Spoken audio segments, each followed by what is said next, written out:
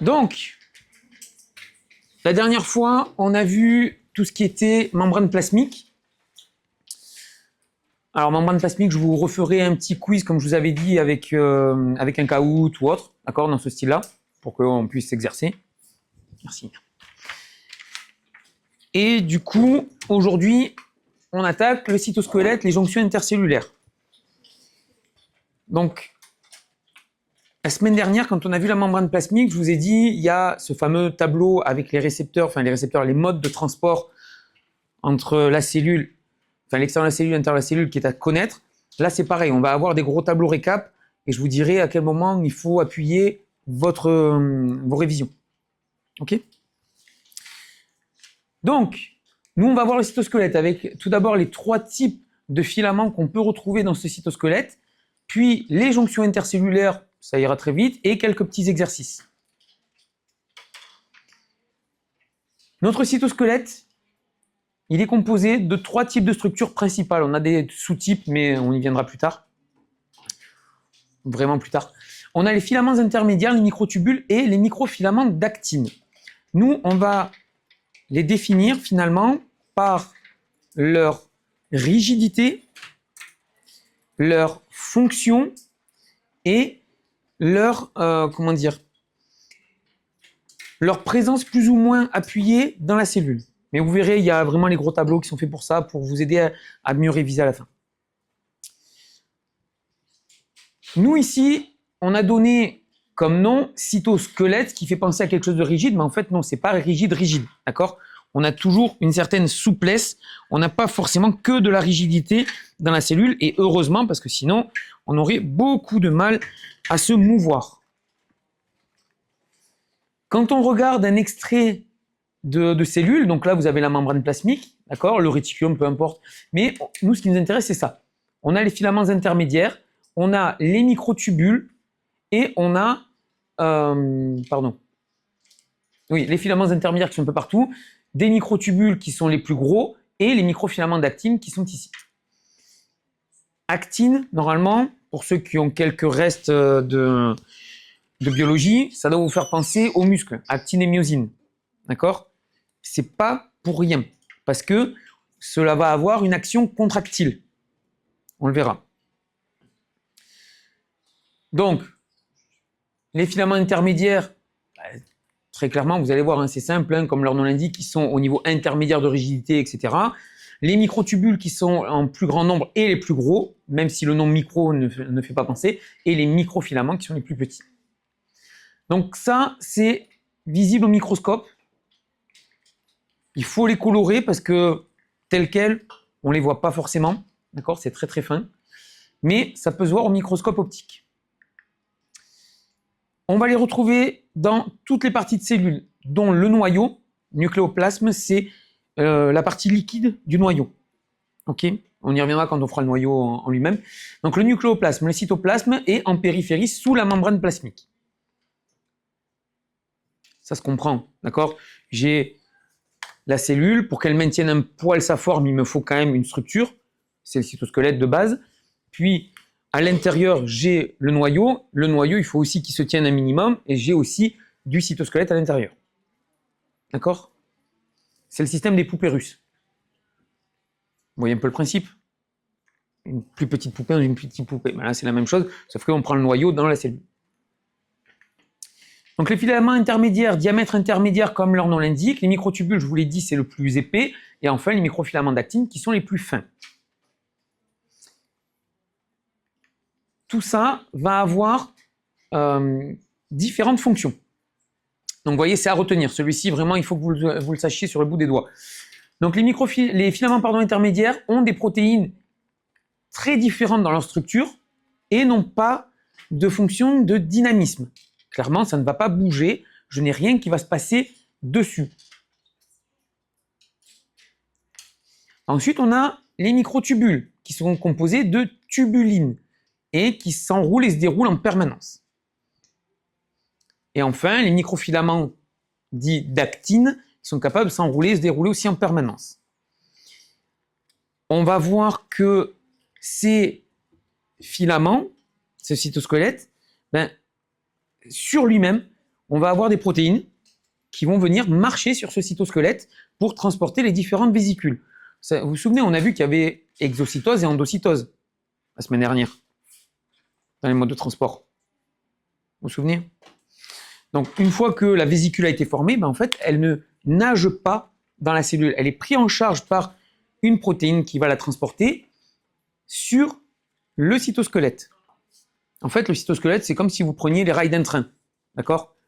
Ça va permettre à certaines molécules d'arriver à leur point d'arrivée. C'est un peu redondant, mais... Donc, filament intermédiaire des protéines très différentes, hein, ça peut être la kératine de la peau par exemple, c'est pas dynamique. Microtubule, c'est tubuline et dynamique. Microfilament, actine et dynamique. D'accord? Si je synthétise, c'est ça qu'il vous faut avoir en tête pour l'instant.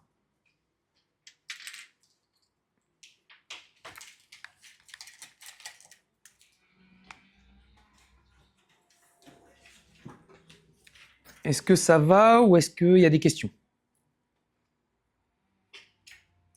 Je prends le temps, d'accord? On est tranquille, mais là vraiment je prends le temps parce que va y avoir pas forcément des questionnements, parce que c'est pas dur en soi à comprendre, mais vous allez me faire répéter souvent pour avoir vraiment tout ce qu'il faut en tête. Donc vous n'hésitez pas. Ça, je vous l'ai dit, c'est dynamique.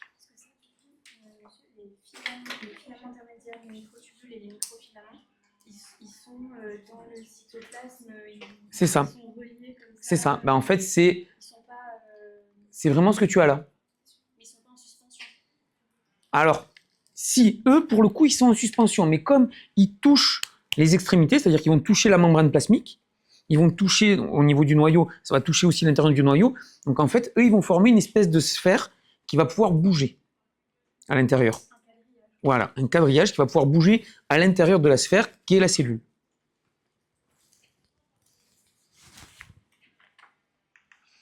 Ouais, c'est pas facile à se représenter comme ça dans l'espace, hein, quand on a une cellule qu'on voit vide, ne serait-ce que là-bas, hein, quand vous regardez le poster, la cellule animale, on la voit vide finalement, parce que si on mettait le cytosquelette, ça serait trop brouillon. Mais non, il y a du cytosquelette partout. Donc, les filaments intermédiaires, on y revient. Ils sont associés aux microtubules très très régulièrement, d'accord? Parce qu'ils ont un rôle structural. Protéines constitutives, vous le voyez, de toutes les molécules fibreuses possédant des extrémités globulaires, ça, on s'en moque. Par contre, les protéines s'enroulent sous forme d'hélice, ça, à la limite, j'ai envie de dire, gardez-le en tête. Donc, filament intermédiaire égale hélice. Protéines en hélice. Ces filaments intermédiaires, ben, ça, je ne vous demande pas de le connaître, d'accord? Enfin, en tout cas, pas les BCD, je m'en moque un peu. Mais ce qu'il faut savoir, c'est qu'on a pour un filament 8 protofilaments qui forment l'intégralité. Concrètement, j'ai mon tube et à l'intérieur, j'ai 8 petits tubes qui permettent de le former. Un gros tube à l'intérieur duquel, en fait, j'ai 8 petits tubes qui permettent de le former.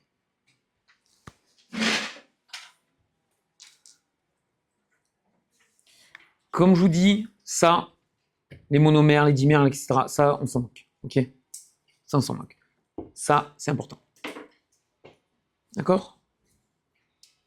Et le fait que ce soit sous forme d'hélice.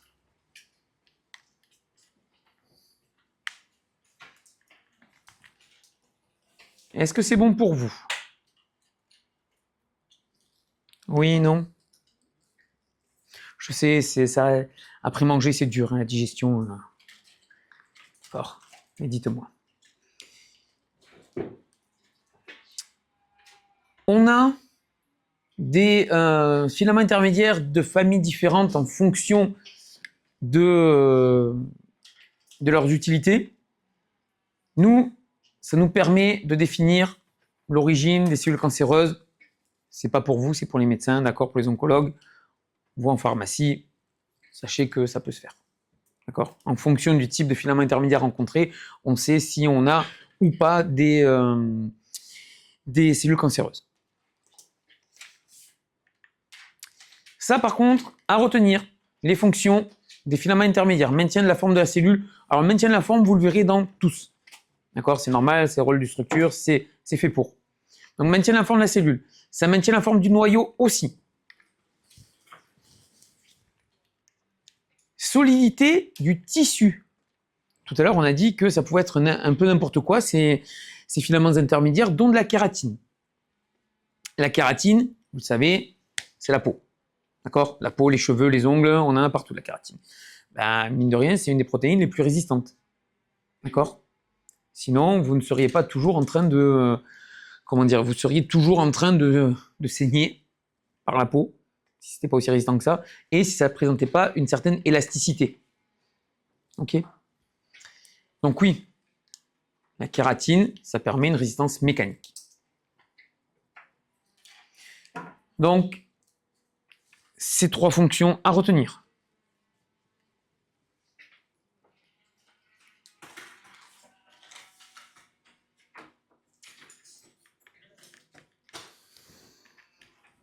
Ah. Oh, casse-pied. Je ne vais pas vous mettre la vidéo, c'est pas grave. Je vous mettrai tous les liens après. Les microtubules. On a vu les filaments intermédiaires, c'est bon, c'est fait, c'est réglé. Les microtubules. On a, pareil, des éléments de base, peu importe que vous ayez les alpha-tubulines, bêta-tubulines, je m'en moque. Par contre, moi, ce que je veux que vous ayez en tête, comme tout à l'heure, filament intermédiaire, 8 protofilaments, là, 13 protofilaments. Et on rajoute une notion de plus, c'est qu'on a une extrémité distale, une extrémité proximale. D'accord? Distal, c'est celui qui est le plus loin du point de départ, à distance du point de départ. Et proximal, qui est le plus proche du point de départ. En physio, normalement, proximal et distal, ça doit vous parler. Donc nous, l'extrémité distale, ben, c'est bien parce qu'elle croît rapidement et la proximale, ben, elle a tendance à se dissocier. Et ça va nous aider. Ça va nous aider parce que on va le retrouver, ce microtubule, on va le retrouver dans la division cellulaire. On va le voir juste après.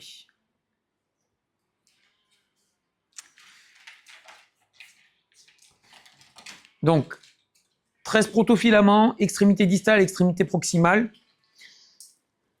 L'extrémité proximale, elle prend forme dans ce qu'on appelle le centrosome, qui est en fait un centre de fabrication de microtubules dans la cellule. À partir de ce centrosome, je vais pouvoir faire tout ce qui est possible de faire avec des microtubules. Donc ça va prendre la totalité de la cellule, et lorsque la division cellulaire se fera, c'est ce centrosome qui va d'abord se multiplier. De 1, on va passer à 2, ça va se mettre aux extrémités, et ensuite, on va aller créer, puis déstabiliser les microtubules. On le verra au moment voulu, mais ça se passe comme ça.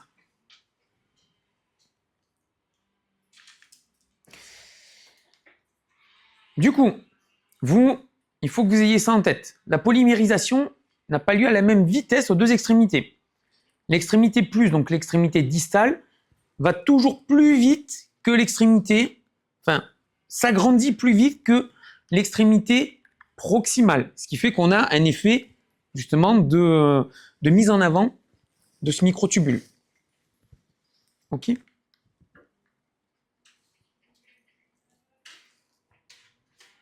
Est-ce que vous l'imagez ou pas du tout? Ben, concrètement, j'ai mon microtubule et à partir du moment où mon extrémité distale a commencé, elle va ne faire que croître beaucoup plus rapidement que mon extrémité proximale qui, elle, va avoir tendance à se déstabiliser, donc à se défaire, se détruire. Et ça va aller en fait beaucoup plus vite que la destruction du début. Ce qui fait qu'on a cet effet de lasso, de lance, on va appeler ça comme on veut, qui va nous donner cette impression que finalement le microtubule est toujours en train de s'agrandir et pas de se détruire.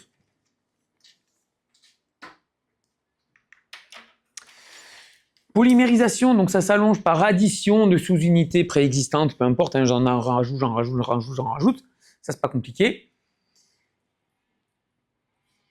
Et il faut aussi avoir en tête, comme je vous disais, la nucléation, donc la création d'un nouveau microtubule à partir du centrosome.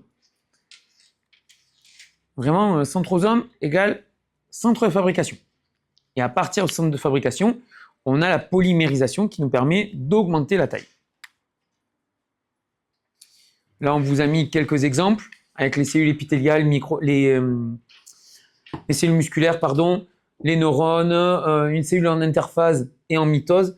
On voit bien l'importance en fait du microtubule et du centrosome.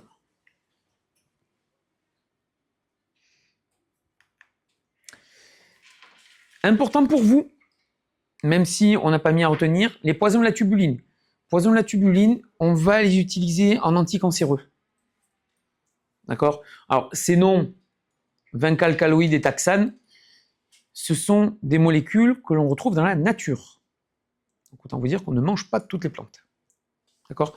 Les taxanes, ça vient du Taxus baccata, c'est l'if. Alors, l'if, je ne sais pas si vous avez déjà vu, il ne pousse pas trop par chez nous. D'accord? Ça pousse plus dans le nord de la France ou en Angleterre. C'est un arbrisseau, parce que c'est pas un arbre qui va faire 10 mètres de haut, mais c'est quand même un arbre qui va en faire 3-4 de mètres de haut, avec un bois très très rouge et des baies rouges. En fait, on sort de ces baies du taxol qu'on va utiliser en anticancéreux. Pareil, vincalcaloïde, ça provient de la colchique. Vous connaissez la comptine colchique-des-prés? Ça vous parle vaguement peut-être? C'est une vieille comptine, hein. Même moi, à mon époque, on la donnait plus. Hein.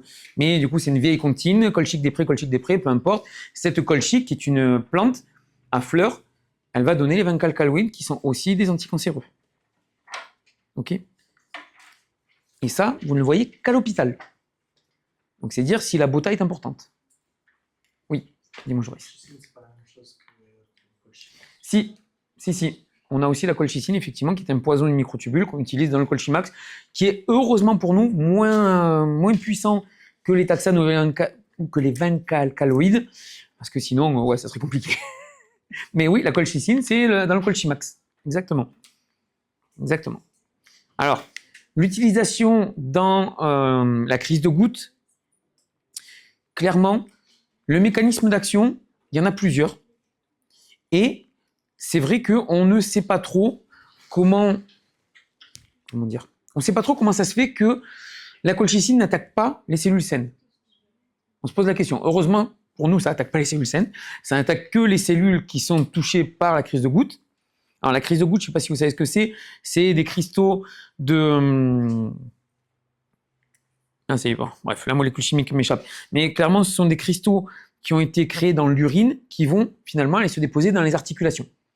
Donc, habituellement, la crise de goutte, ça se fait au niveau du gros orteil, malheureusement, mais ça peut avoir lieu partout. Hein. Ça peut avoir lieu dans les poignets, dans les mains, dans les épaules, on peut en avoir partout.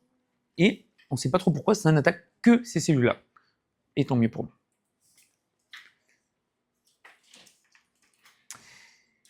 Ça, c'est que pour info, parce que sinon, vous me pourririez le... Voilà. Donc, les MAP, qui sont des protéines de structure qui vont en fait permettre de maintenir et de déstabiliser ensuite les microtubules. C'est ce qui explique que mes microtubules soient bien comme il faut d'un côté et que de l'autre côté, je puisse les détruire un peu plus facilement. Peu importe, vous avez déjà bien assez de choses à avoir en tête. Ça, la protéine Tau, c'est bien pour votre pratique professionnelle peut-être de l'avoir en tête, mais pour les partiels, on s'en moque.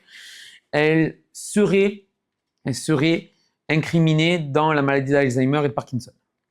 Donc, si on donne des poisons de cette protéine Tau qui déstabilisent un peu trop les microtubules, ça peut nous aider à combattre ces pathologies, mais c'est pas ce qu'il y a de plus probant. Bref. Nous, ça nous intéresse par contre. Les microtubules, on a des protéines qu'on appelle les kinésines ou des dinéines qui vont marcher sur les microtubules. Je vous l'ai dit tout à l'heure, hein, les différentes structures que vous avez. Donc, tout à l'heure, j'ai pris l'endocytose et l'exocytose parce que c'est ce qui parle le plus. Hein. Vous avez une vacuole qui va arriver dans la cellule ou qui va en sortir. Clairement, si je dois aller faire sortir une vacuole, c'est la kinésine. Si je la fais rentrer, c'est la dynéine. Peu importe. Hein. Ce qui est important, c'est de se dire que, ben, en fait, vous voyez, hein, c'est pas pour rien s'il y a deux petites têtes ici à chaque fois, c'est que elles marchent vraiment. Quand on regarde le microscope à balayage, électronique à balayage, on le voit. On voit en fait les protéines qui font sur les microtubules. C'est impressionnant parce que du coup, ça transporte tout. Ça peut transporter des organites comme ça peut transporter des molécules toutes simples. D'accord? Donc, moi, je veux que vous ayez en tête effectivement ça. Alors, si vous n'avez pas le transport antérograde ou le transport rétrograde, je m'en moque, mais je veux que vous ayez en tête que les dynéines vont vers le noyau et que les kinésines vont vers la membrane. D'accord? Ça, il faut que vous l'ayez en tête. Ok?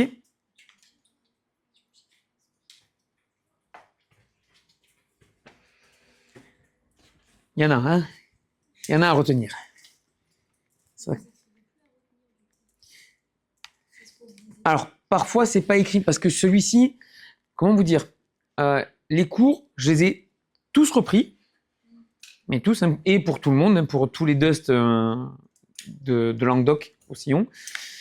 Mais il y a des choses qui n'ont pas été mises à jour. Alors, le problème, c'est que je ne pouvais pas m'occuper des 10 chapitres qu'on a en profondeur. Mais ouais, ça, il faut que vous l'ayez en tête. Au moins cette notion-là. Voilà. Je ne vous demande pas après la composition des kinésines, dynéines, on s'en moque. Mais au moins que vous ayez ça. Oui. J'ai une question par rapport aux filaments intermédiaires. Est-ce qu'on doit savoir aussi la formation, comment ça se fait? Parce que là, il y a que Alors, la formation. de celui-ci, tu veux dire, ou c'était... Non, les filaments intermédiaires. Ah, filament intermédiaire. Ah, alors, hop, attends. S'il veut bien revenir, ce serait bien. Non, je ne veux pas. Si. Allez, Titi. Celui-là, non, ce que je disais, c'est Anne, c'est que ça, B, C, D, je m'en moque. Moi, ce que je veux que vous ayez en tête, c'est juste celui-là. Un filament, il y a 8 protofilaments à l'intérieur. Voilà, c'est tout. Les autres, non. Avec les tétramères et autres, non. Je sais, c'est écrit en rouge, mais non. Finalement, on a un peu changé notre fusil d'épaule. Ça faisait beaucoup d'informations très, très précises à connaître, alors que vous n'en avez pas forcément besoin. Hop. Donc les microtubules, quand on regarde les kinésines et les dynéines, on se rend bien compte que ça sert de rail, d'accord, pour le transport vésiculaire ou le transport des organites. Les centrioles qui vont former le centrosome, d'accord, 2 centrioles forment le centrosome, se situent toujours à proximité du noyau. Pourquoi d'après vous? J'essaie de vous faire un peu réfléchir. Pourquoi, d'après vous, les centrioles et donc les centrosomes se trouvent près du noyau? Oui, Rémi. Pas forcément les brins d'ADN. L'ADN, il faut se dire que ça ne sort pas du noyau. L'ADN ne peut pas sortir du noyau. Qu'est-ce qui peut sortir du noyau? Les ARN messagers, ouais. Et les ARN messagers vont servir à quoi? Ouais, ça va permettre de synthétiser une protéine grâce au ribosome. Et du coup, tout ça, ça se fait proche du noyau. Et donc, le plus simple pour tout transporter, c'est que finalement, la gare soit à côté du site de fabrication. La gare, c'est notre centrosome. D'accord? La gare, c'est notre centrosome. Et à partir de ça, on envoie partout dans la cellule en fonction des besoins. Ok? Donc ici, qu'est-ce qu'il y a à retenir? Que le centrosome est composé de 2 centrioles, qui est proche du noyau. Le fait qu'il est triplé, tout ça, on s'en moque. D'accord? C'est juste les 2 premiers points, pardon. Les 2 premiers points qui sont à connaître. Centrosome près du noyau et un centrosome égale 2 centrioles, alors perpendiculaires, oui, c'est bien que si vous l'avez. Par contre, le reste est matériel protéique péricentriolaire, ça je m'en moque. D'accord? Mais c'est aussi pour ça que j'enregistre, parce que des petites choses comme ça, qui ne sont pas forcément écrites sur la diapo, si vous devez revoir le cours et que vous vous dites, mais je ne sais plus s'il a dit que c'était à apprendre ou pas, vous l'avez. D'accord? Oui, bien sûr. Donc là, je veux que vous ayez en tête que le centrosome est proche du noyau et qu'un centrosome, c'est fait de 2 centrioles perpendiculaires. Le reste, je m'en moque. D'accord? Le reste, je m'en moque. Après, comme je vous ai dit, si vous avez en tête que ce centrosome, ça correspond à une gare, finalement, d'où partent les protéines qui vont aller à droite, à gauche dans la cellule, c'est bien. D'accord? C'est très très bien. Ça, c'est une des applications de l'utilité des microtubules lors de la mitose. Si vous vous souvenez, ou même si vous ne vous souvenez pas, mais du coup je vous le dis, lors de la mitose, vous avez ce qu'on appelle un fuseau mitotique qui se met en place pour aller chercher en fait les différentes parties des chromosomes. Alors, le fait qu'il y ait un kinétochore avec des protéines, etc., ça on s'en moque. Moi, ce que je veux, c'est que vous ayez en tête que du centrosome, on a les microtubules qui vont chercher les chromosomes. Alors, pour l'instant, je reste sur le terme chromosome. On verra que c'est pas exactement ça, vu que c'est une partie des chromosomes. Bref. Donc, notre microtubule va chercher sa moitié de chromosome, puis, lors de la phase suivante de la mitose, ça va se séparer en deux, justement, pour pouvoir faire 2 cellules filles à la fin. D'accord? Donc, vous, si vraiment vous devez avoir quelque chose de synthétique en tête, microtubule égale fuseau mitotique pour la division cellulaire. Microtubule égale fuseau mitotique pour la division cellulaire.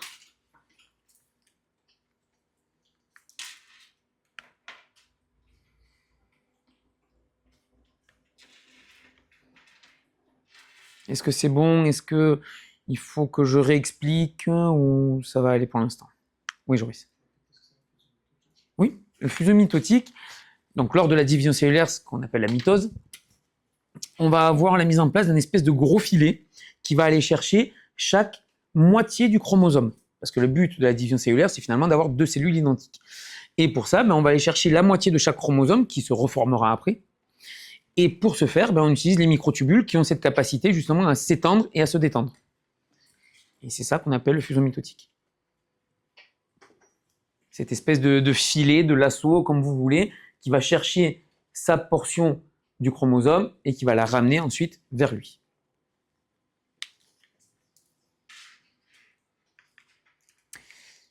Autre fonction des microtubules, c'est ce qu'on appelle les cils et les flagelles.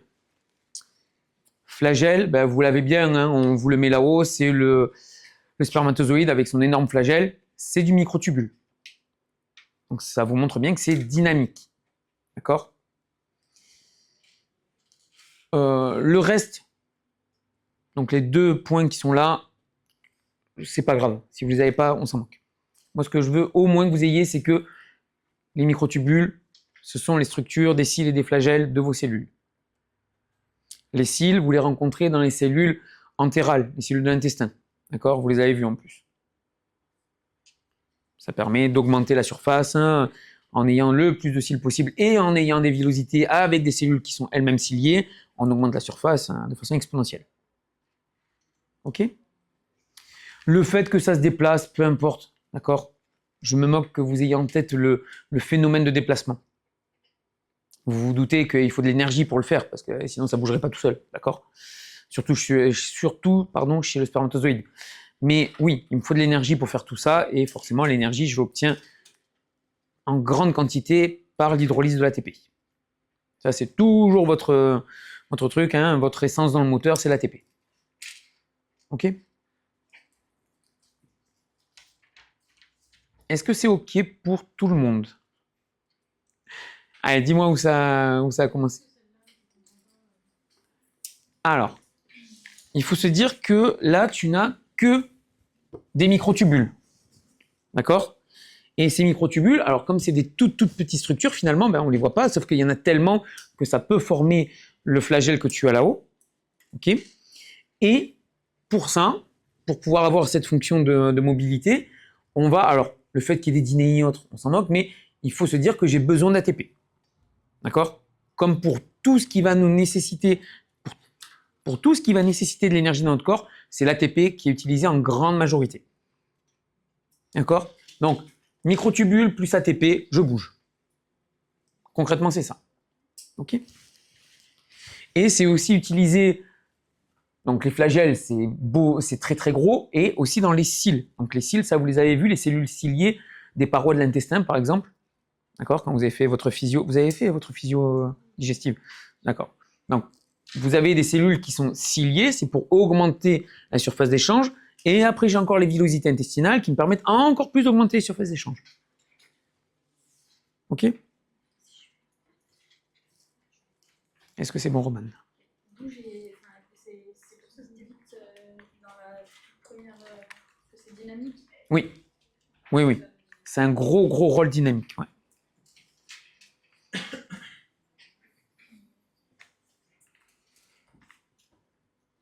Est-ce que c'est bon pour tout le monde? Les flagelles, c'est plusieurs microtubules. Oui, les flagelles comme les cils. Alors les cils, il y en a un peu moins de microtubules, mais les flagelles, oui, c'est vraiment beaucoup de microtubules mis ensemble qui finalement forment une structure beaucoup plus grosse.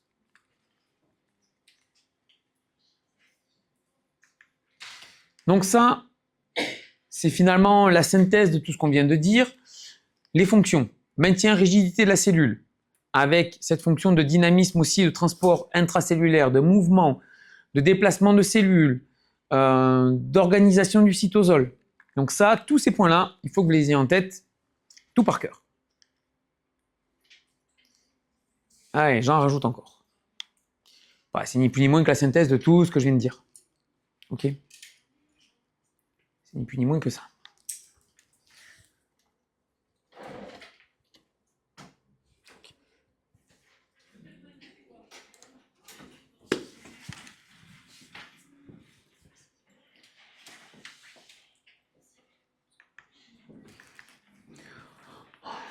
Vidéo.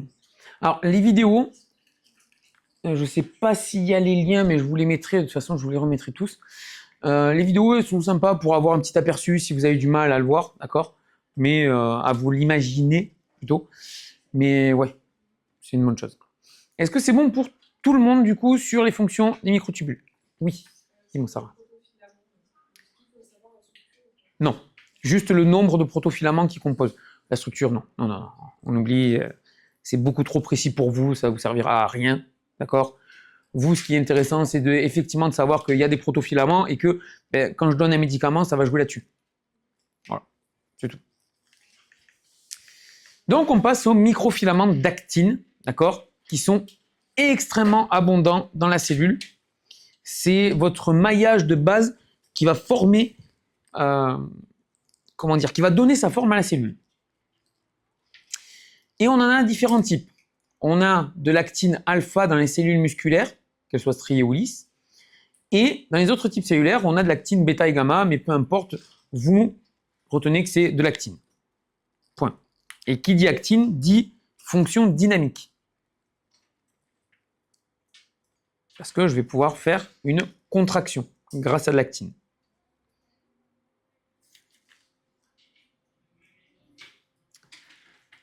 Vous avez déjà fait tout ce qui est muscle ou pas en physio? Non, pas encore. Ok.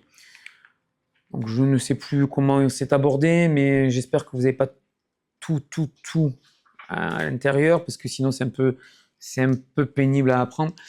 Mais clairement, vous avez de l'actine alpha avec de la troponine, différentes troponines à l'intérieur de la myosine, etc. Enfin bref, je passe, mais c'est... Nous, ce qui nous intéresse, c'est juste que vous ayez de l'actine, vous savez qu'il y a de l'actine dans les microfilaments.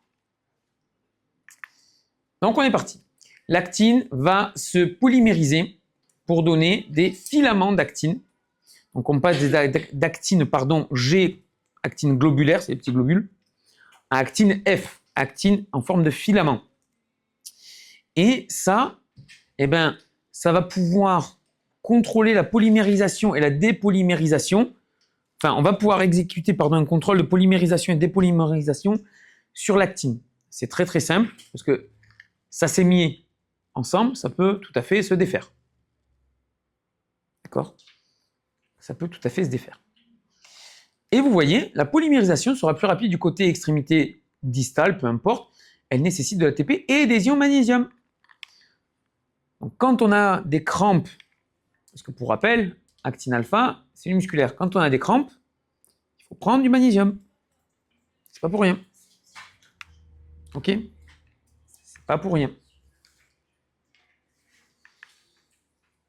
Ici, vous voyez encore à retenir. Là, c'est vraiment, vous ne pouvez pas faire autrement. Les fonctions. On maintient la forme 3D parce que ça forme vraiment un canevas à l'intérieur. Et fonctions dynamiques. Donc, vous avez déplacement cellulaire, mouvement localisé de la membrane plasmique, cytodiérèse. Alors, cytodiérèse, c'est lors de la séparation des deux cellules filles dans la mitose, ben, il y a bien un moment où il va falloir qu'elles se séparent complètement. D'accord? Parce qu'au début, j'ai ma cellule, puis finalement, je vais créer deux espèces de pôles cellulaires un peu particuliers où j'ai 2 fois le contenu en chromosome, et puis il va falloir les séparer. Et pour les séparer, ben, en fait, on le verra, c'est vraiment un espèce de lasso d'actine qui se met à l'intérieur, qui va se contracter jusqu'au moment où pas, il y a tout qui sépare. D'accord? Et dans la contraction musculaire, mais sa contraction musculaire, vous la verrez en physio. Ok? Donc il faut que vous ayez ça en tête. Les fonctions statiques des microfilaments, donc au niveau digestif, ça permet de maintenir les microvillosités qui sont faites de microtubules. Donc tout est lié, d'accord? Tout est lié. Et ici, on vous montre au niveau de l'exocytose et de l'endocytose ce que ça peut donner. Donc endocytose, il me faut forcément ici, c'est bien noté, ici, des microfilaments d'actine pour faire mon espèce de clapet et finalement avoir un globule à l'intérieur de la cellule. Toujours pareil, je fais un lasso, j'attends, je tire au bon moment et puis ça coupe. D'accord? Donc endocytose et exocytose.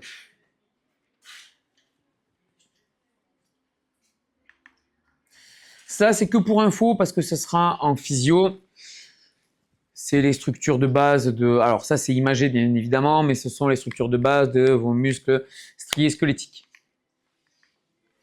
Ici, ça reprend encore la même chose, mais on va un peu plus loin au niveau moléculaire. Peu importe, on passe. Les myopathies congénitales, ben malheureusement, vous avez des fibres d'actine qui peuvent être normales, on le voit bien ici. Et quand c'est anormal, ben malheureusement, ça va provoquer plein de dystrophies musculaires. Ça, ce sont les personnes que vous pouvez voir lors du téléthon, hein, quand elles sont complètement amorphes dans les fauteuils, ben parfois c'est dû à ça. Ok? Ça peut être très très compliqué. Mais c'est que pour information, donc ne l'ayez pas en tête. Alors, encore une fois, ça fonctionne mal. Voilà, ça j'aime beaucoup. Ça, j'adore ce tableau. J'adore ce tableau. Il est beau, regardez comme il est beau mon tableau. Il est juste. Même s'il est écrit à vérifier, il est juste, ne t'inquiète pas. Parce que ça je l'ai vu qu'après, il faut que je l'enlève. Mais ouais, il est juste. Il est juste. Donc il est beau ce tableau. Ah. Ouais. Pour ça, il est beau ce tableau. Dresser le tableau récapitulatif ou comparatif des filaments intermédiaires, microtubules et microfilaments constituant le cytosquelette. Voilà la question que vous pourriez avoir. Et ouais.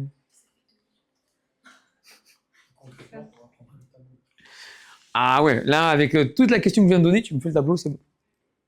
Par contre, les questions comme ça, avec des tableaux, non, celui-ci et celui qu'on a vu la dernière fois, c'est des questions qui valent cher. Parce que c'est des questions où vous devez vous poser, réfléchir, mobiliser de la mémoire. Donc, autant vous dire qu'en termes de points, ça coûte. D'accord? Il faut se dire ça aussi. C'est bête comme tout, mais ça coûte des points. C'est-à-dire que ça, allez, si la biocell en entier, c'est sur 25, ça peut être sur 3,5 ou 4. Hein, facile. 4 points sur 25, si. Je te prie de croire que sur la quantité de questions qu'il y a sur le truc, habituellement, en biocell, on met, allez, 20-25 questions au total. Parce qu'il y a des petites questions aussi, hein, ça peut aller très vite. Ça, quand tu as quelque chose qui coûte 4 ou 5 points, ouais, sur 25, ça fait. Hein. Je dis, ça fait. Et Pauline. Ça, alors, au total, vous avez, je dis pas de bêtises, je crois que c'est Alors, il faut que je le revoie parce que vu qu'ils n'ont pas remis les MCC à jour, normalement vous avez 2 heures pour faire Bioche-Biocell. Non. Vous avez... Alors, quand on va faire le cumul des points, la Biocell c'est sur 25, la Bioche c'est sur 15. Parce qu'il y a plus en volume horaire en Biocell qu'en Bioche. Et donc après, ça sera à vous de jouer aussi sur est-ce que je m'accroche plus sur la Biocell parce que c'est plus long, il va me falloir plus de temps, ou est-ce que je dis allez c'est bon la Bioche, j'essaie de torcher vulgairement les questions que je sais, dont je connais les réponses, et puis je m'attaque à la Biocell pour passer plus de temps. On va le faire de toute façon, hein. Vous aurez aussi en CC la même chose, c'est-à-dire que je vais vous donner, alors moi je mets pas de coef parce que sinon c'est trop compliqué sur les CC, d'accord, mais vous aurez les 2 CC en même temps, je vais vous dire vous avez 30 minutes, ça fait 2 fois 15, à vous de gérer votre temps. D'accord, dans ces 30 minutes. Mais je ferai en sorte que ça puisse être casé dans ces 30 minutes. Je ne vais pas vous faire des trucs qui vont faire 45, c'est pas possible. Mais ouais, comme ça, vous allez apprendre à gérer votre temps aussi sur les matières. Parce que là, on a fait que la Bioche, le prochain, on fait que la Biocell, mais celui qui arrivera encore après, ça sera Bioche-Biocell, vraiment. Et là, vous aurez la totale. Alors, je ne reviens pas sur le CC. Par exemple, là, on a fait le CC de Bioche. Le prochain CC de Bioche, vous n'aurez pas de lipides ni de protides. Ça sera que des glucides. Voilà. Mais on va le faire comme ça pour pas que vous ayez du cumul. D'accord? Parce que si je cumule à chaque fois, ouais. Alors ça peut se faire, hein, je pourrais vous dire, ah, attention, je mets une question sur les lipides ou sur les protides.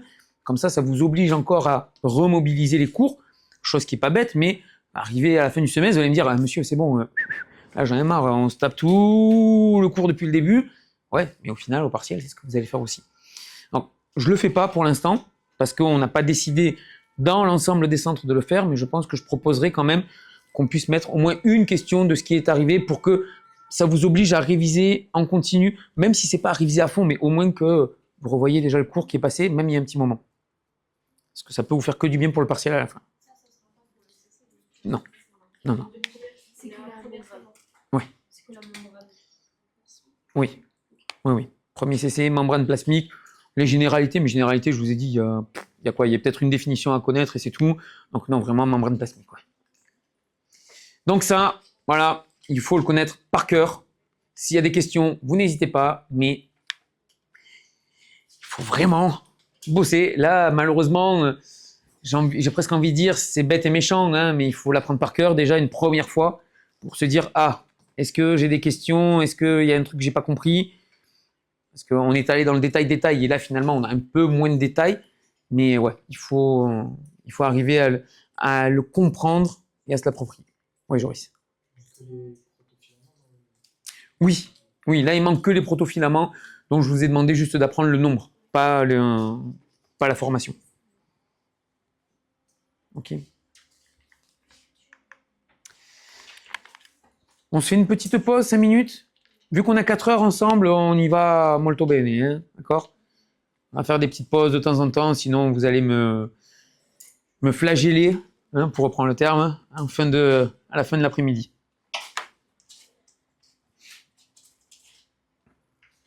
Allez, vous pouvez sortir, aller boire, aller marcher, aller faire ce que vous voulez. La sieste, si vous voulez aussi.